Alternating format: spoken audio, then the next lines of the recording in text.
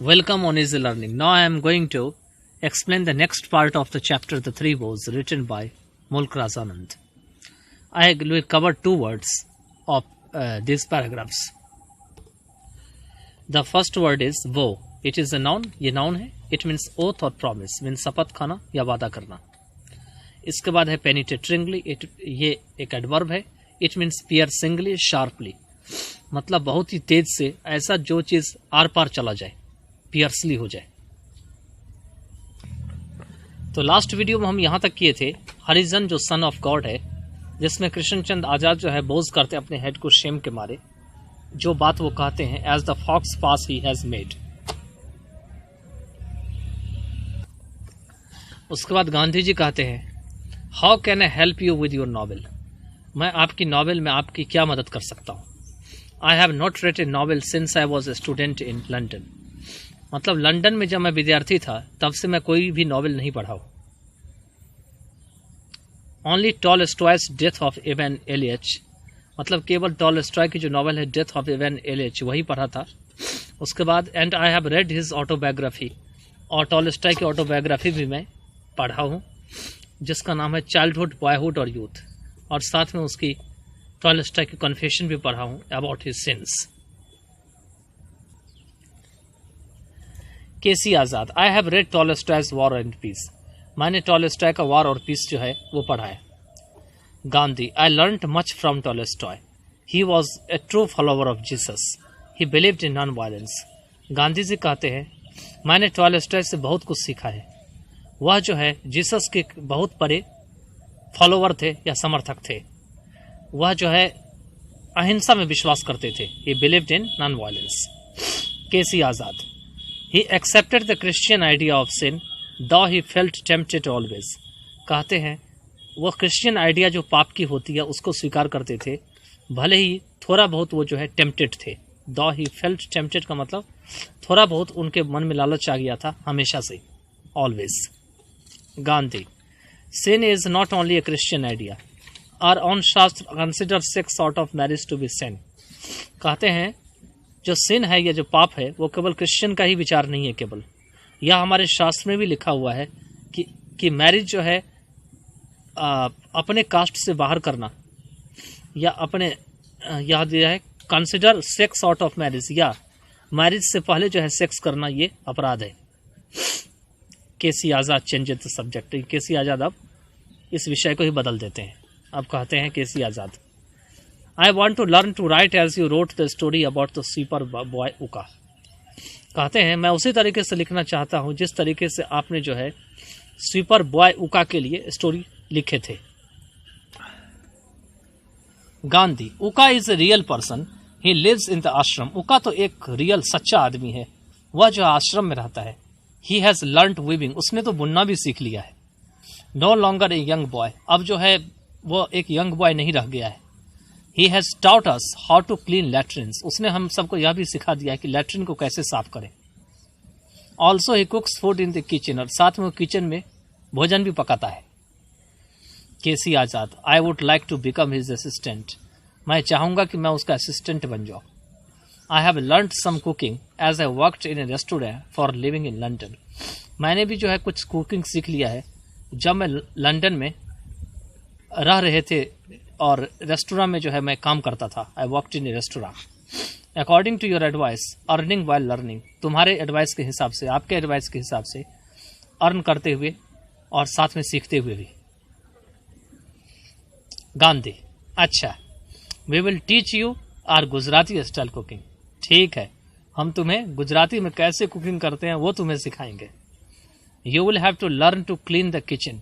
तुम्हें किचन को कैसे साफ किया जाता है वो भी लर्न करना होगा. Washing utensils. और बर्तन जो होते हैं वो कैसे साफ करते हैं. And you can show me your novel. अब तुम मुझे अपना नॉवेल दिखा सकते हो. But you have to take 3 vows. लेकिन इससे पहले तुमको 3 शपथ लेने होंगे. If you want to stay in the ashram. अगर तुम आश्रम में हमारे साथ रहना चाहते हो तो.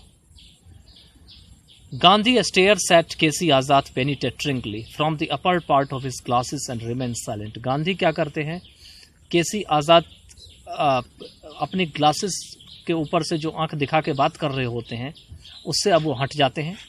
पेनिट्रेटिंगली मतलब चश्मा के ऊपर से उनकी नज़र जो है बिल्कुल केसी आज़ाद के ऊपर होती है और आर पार करके जाती है नज़र उनके ऊपर, इसीलिए पेनिट्रेटिंगली दे रखे हैं।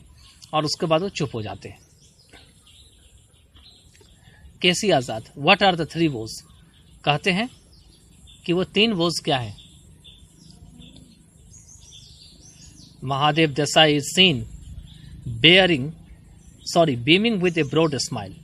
मतलब महादेव देसाई जो है वह बहुत ज़्यादा स्माइल करते हुए चमक नजर आती है उनके मुंह पे, स्माइल की। बीम मतलब चमक। As too pleased at the discomfiture of the brown sahib. जैसे कि कोई भी ब्राउन कलर का जो साहब होती है, जब उसके साथ तकलीफ हो जाती है तो वो खुश हो जाते हैं। मतलब किसी भी ब्राउन साहब के साथ जब इस तरह का अनकम्फर्टेबलनेस आते हैं तो जिस तरह की खुशी मिलती है उन्हें, उसी तरह की खुशी या मुस्कान जो है उनके मतलब जो है चेहरे पे देखा जाता है महादेव देसाई की। Gandhi, you must not look at women with desire. तुम किसी गलत मन से जो है वुमेन को जरूर नहीं देखोगे। K C Azad, but my girlfriend paid my fare. लेकिन मेरी गर्लफ्रेंड ने जो है मेरा किराया पे की है। She is in jail in Ireland. अभी वो आयरलैंड में जेल में है। I will be dreaming of her at night. मुझे तो उसका रात को सपना आ रहा होगा। If I don't think of her during day time. अगर मैं उसके बारे में डे टाइम में न सोचूं तो। Gandhi, looking away with an amused smile, then he turns and says. अब मुस्कुराते हुए स्माइल के साथ थोड़ा सा अलग होते हैं और फिर मुड़ते हैं और कहते हैं, you can dream of her at night but not think of her during day time. तुम उसका सपना रात को देख सकते हो लेकिन उसके बारे में जो है दिन में नहीं सोचोगे। केसी आज़ाद, डिफिकल्ट, ये तो कठिन काम है। Gandhi, why is she in jail? वह जेल में क्यों है?